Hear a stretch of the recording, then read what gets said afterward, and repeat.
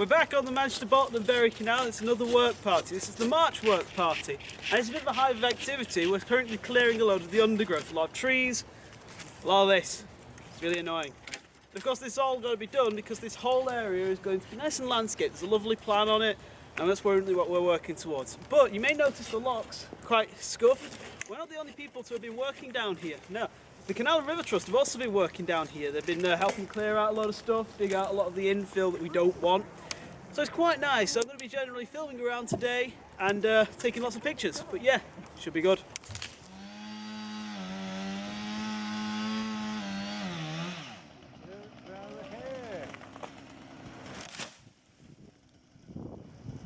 Behind me is a wall. It's not just any wall.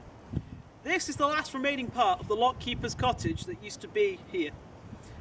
It was demolished sometime in the 60s and 70s, long after this canal became disused. It had been abandoned since this area of the canal had been abandoned. Nobody really wanted it because it wasn't the most desirable area, and they demolished it because it became unsafe.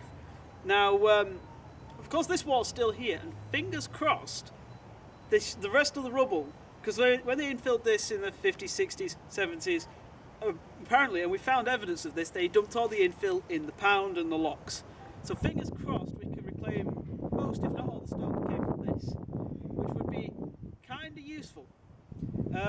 Considering that this is a flight of 6 locks, it might be a good idea to have some sort of building here for an actual lockkeeper. You know, 6 locks, kind of a lot. But it's an eventual plan. Get the canal restored first, then think about the lockkeeper's cottage. These are steps, obviously.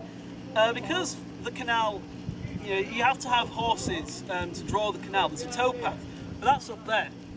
To actually operate the locks and get down to the boats, you have to use the steps, because this is a good 6 to 8 foot high wall. You're not going to jump in. So these are actually in a very poor state, but they're in the best. These are the best stairs as they are. Steps further up have been buried. Steps further down have been removed. And a few of these have been removed because it's all hand carved stone. These are all going to be restored for the canal, which will be lovely to see.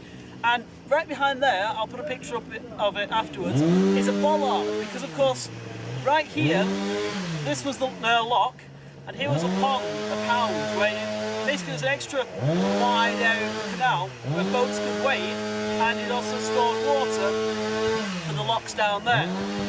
So there's a mooring bollard there, it's one of the last ones, and I believe that's being kept because it's one of the original features of the canal. But it's nice to see it's actually survived. There's not very many things on this canal have, obviously, lockkeeper's cottage. In fact, there's only one lockkeeper's cottage left on this canal, which, fair enough. This is a bollard that I was talking about. It's made of solid cast iron and survived quite well. There would have originally been quite a few of these, because this pound is quite large. There used to be loads of these to moor up the boats while they're waiting. As far as I know, this is the only one left on the site, and it's in really good condition, so it's being kept. And hopefully it's painted up and it'll look lovely. But there used to be loads of these. Well, obviously where I'm sat now, there should be stones, but they've all been stolen. And these stones are massive. How on earth did people manage to steal these without anyone noticing? Well, noticing, how did they get away with it? Actually, I learnt later on in the day that all the stones that were taken from this site went to the Rochdale Canal. Yeah, that's useful.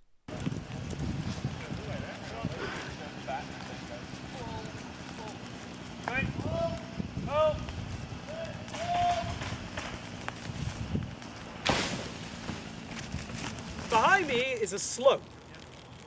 A nice, long, grassy slope with nothing on it. These are actually the bottom locks. There's no... You see, the problem is, all the stones have been removed. To know... who knows where. But it does give you an interesting insight to actually see all the different handmade bricks on the inside that you wouldn't normally see. Of course, if you actually look right down there, the canal is still in water. It's in water over Prestolee Aqueduct and in water for another good couple of 100 metres. But all these stones were nicked, which is really strange because the ones up there have got better road access, so who knows where they went.